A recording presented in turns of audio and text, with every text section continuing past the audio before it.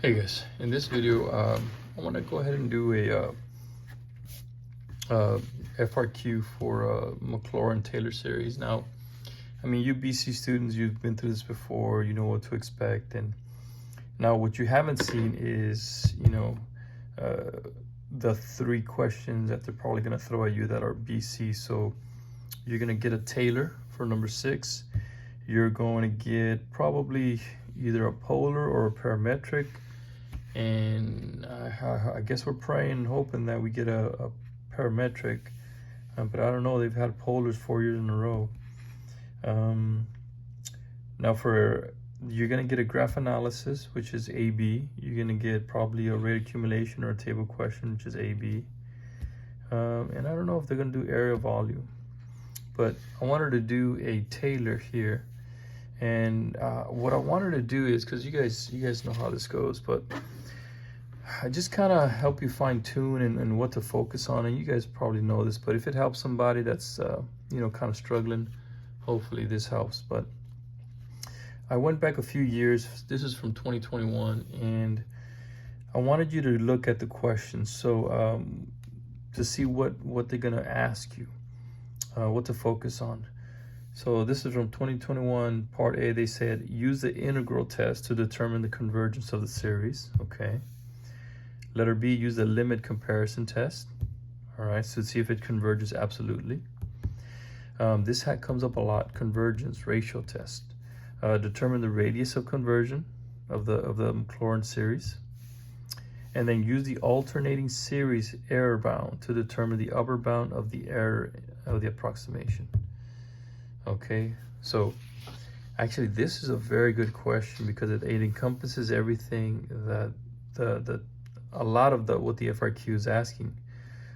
So make sure you know this, okay? Integral test, limit comparison, radius of conversion, alternate series error bound.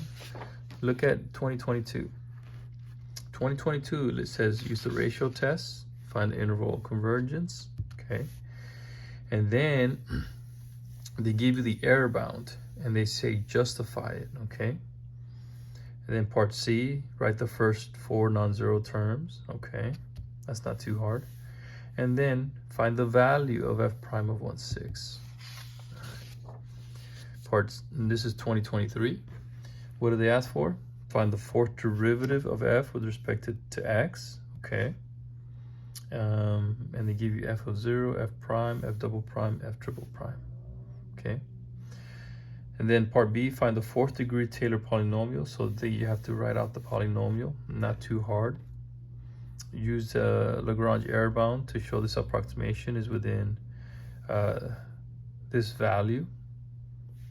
And then part C, write the 2nd degree Taylor polynomial. So all very, very similar. And then last year, okay, they gave you another McClaurin. And for this one, let's look at A. Determine whether the McClaurin series for f converges at x equals 6, okay.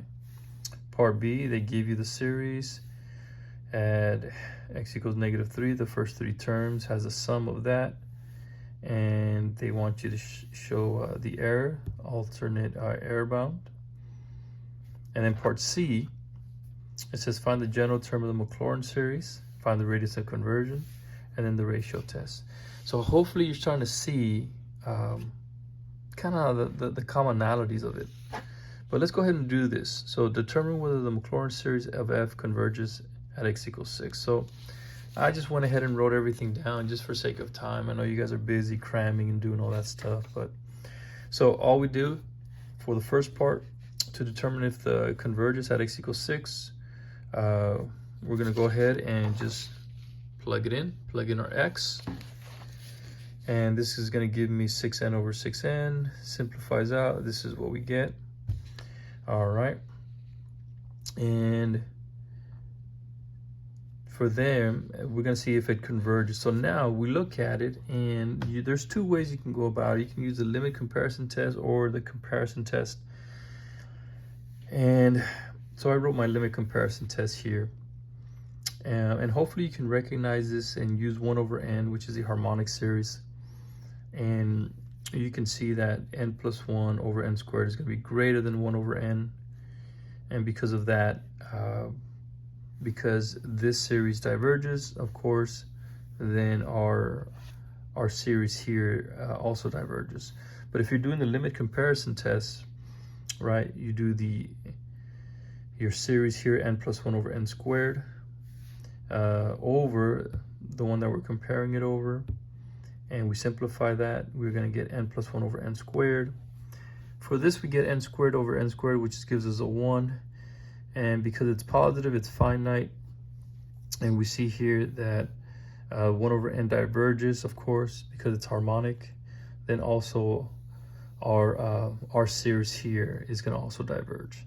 So nothing too difficult. But what I want you to see is be ready to use the comparison test or the limit comparison test.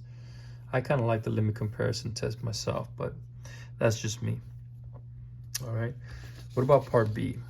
Part B, it gives you the first three terms. The first three terms of the series, the sum, and they want you to figure out and prove that the actual minus that sum is less than that 1 over 50th. Okay, so this is you're going to be doing your error bound. Now make sure, remember, you have to show that it's alternating and it decreases in magnitude to 0. You got to make sure you show that. But I think you guys already know that. So we know that the first three sums is equal to negative over 125 over 144. All right, we're using an alternated series error bound. And remember, since it's 1, 2, 3, we're going to use the first one after that. So we're going to use 4. And we're just going to plug in our 4 here. 4 plus 1, 4 squared minus 1/2 to the 4th power. And then when you simplify that, you get 5 over 16 and then 5 over 256. And that's going to be less than, which is 1 over 50. So 1 over 50 is the same thing as 5 over 250. So 5 over 256 is less than 5 over 250. Therefore, we can go ahead and say the error is less than the 1/50th. So nothing too difficult. And I think you guys already know this. But make sure, don't forget, it alternates, decreases in magnitude. Be ready for the ratio test, because that one's coming up next. All right, part C, it says find the general term of the McClaurin series, f prime, then find the radius of conversion. All right, so f prime, pretty simple. Now they give me here, all right, I got to find the derivative here, and that's not too hard. Use your power rule. So we get n times x to the n minus 1. This all stays the same when we simplify it. These n's are going to simplify out, and we end up with this. All right, nice. And so when I think of radius of conversion, I think of the ratio test. So that's what I like to do. So the limit as n approaches infinity, our n plus 1.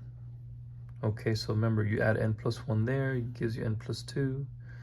If you add n plus 1 there, this simplifies out and you're left with x to the n.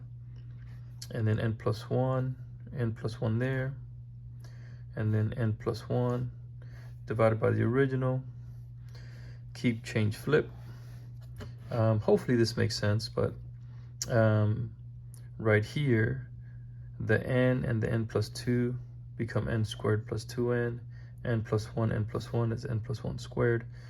Now right here, the x to the n and the x to the n are going to simplify. You're going to be left with x to the negative 1, which goes to the top. And then over here, the 6 to the n and the 6 to the n cancel or simplify, and you're left with 6 to the 1 on the bottom. The limit as n approaches infinity of the n squares becomes a 1, and you're left with this here. The absolute value of x over 6 is less than 1, means our radius of conversion is 6. So, and be ready. They're going to ask you some form where you're going to have to use the ratio test. And after a while, if you've done so many of these, you know, it doesn't become too difficult. All right, the last one, guys, another ratio test, and they give us g of x in this series. Use the ratio test to determine the radius of conversion of the McClaurin series. All right, so if you're not familiar with the ratio test or you haven't practiced it, make sure you go ahead and do that. So we have our n plus 1, all right, n plus 1, n plus 1. If I put n plus 1 here, it becomes 2n plus 2, so be careful with that, okay? And then on the bottom, it becomes n plus 1, quantity squared, right, because you're putting that there, and then 3 to the n plus 1, divided by the original, keep, change, flip. All right, same thing, so n squared, n plus 2, n plus 1 times n plus 1 quantity squared. And then with x to the 2n is going to cancel with x to the 2n. You're going to be left with x squared on the top. And then 3 to the n is going to simplify with 3 to the n. You're going to be left with 3 to the 1 on the bottom. All right. So I just separated this here. Limit as n approaches infinity. You get n cubed over n cubed, which is a 1, which is beautiful. We're left with this expression here. X squared over 3 is less than 1. All right. We're left with, this implies that absolute value of x squared is 3. Now, we don't need the absolute value because it's x squared. So we drop it, and then we take the square root. Remember, the square root of x squared is absolute value, and that's going to be less than square root of 3. So this is our radius of conversion. So, but what I want you guys to see is they're going to ask you to use a ratio test. They're going to ask you to find the radius of conversion. And they're going to ask you, remember here, look at, does it converge absolutely or not? So be ready for that, okay? That comes up quite a bit. Make sure you know how to do the error bound test, and make sure you're using know how to do the limit comparison test, okay? But other than that, guys, it's pretty simple, pretty straightforward. Hopefully that makes sense. It helps out. But I think you guys are going to do well. 80% of BC students end up passing the AP exam. Of course, our goal is not to pass it.